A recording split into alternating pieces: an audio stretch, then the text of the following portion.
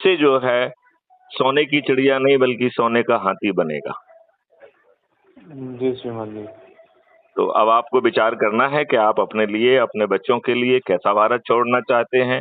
आज की दुष्ट व्यवस्था छोड़ना चाहते हैं या महाबदलाव का हिस्सा बनना चाहते हैं। महाबदलाव का हिस्सा बनना चाहते हैं सभी।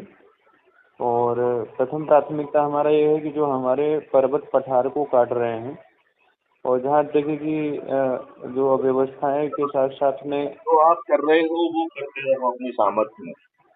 जी जी। मेरा तो सिंपल इतना कहना है कि संकल्प लेके यदि आप इस काम को करोगे तो 100 करोड़ हो जाओगे। उसके जी सामने जी। ये सभी लोग जो है नतमस्तक होंगे, अन्यथा इनकी पराजय होगी। जी जी ठीक है ना। मैं इन आपके दिए हुए जितने भी विचार विचार हैं और जितने भी उद्देश्य हैं उस पर हम ईमानदारी के साथ में खरे उतरेंगे। और आपका जो मार्गदर्शन है हम सब के लिए लाभदायी है। हम सब सनातनी भाइयों के लिए लाभदायी है। हम गांव-गांव घर-घर में एक 5, 10, 50 लोगों का बैठक करें और वहीं पे अपना वीडियो क्लिप करके हम आप तक पहुंचाने का प्रयास करेंगे।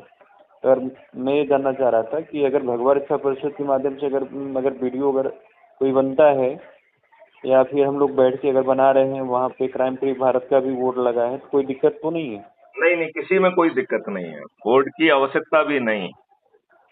जब जी हम जी। अच्छे भारत का संकल्प ले रहे हैं तो पीछे कोई भी बोर्ड हो क्या फर्क पड़ता है। जी जी। ये बोर्ड का तो एडवर्टाइजमेंट थोड़ी है, ये तो संकल्प है अच्छे भारत का, जी जी।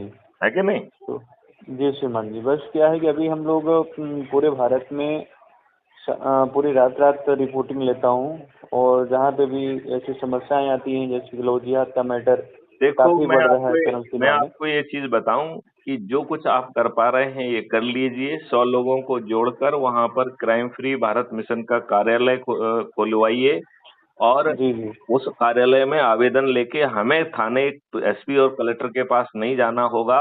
हमारे कार्यालय का पोर्टल जो है ना चीजों को पहुंचाएगा और हम 4 जी जी। तरीके की अकाउंटेबिलिटी को जो है ना जमीन पे उतार पाएंगे।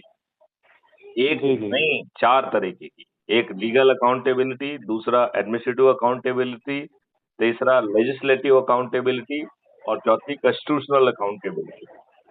यदि ये जी जी। सरकारें वर्तमान संविधान के तहत यदि हमारी बात नहीं सुनेंगी तो आर्टिकल 356 में ये डिसमिस हो जाएंगी, क्योंकि अभी तक हमने सरकारों को कभी घेरा ही नहीं है।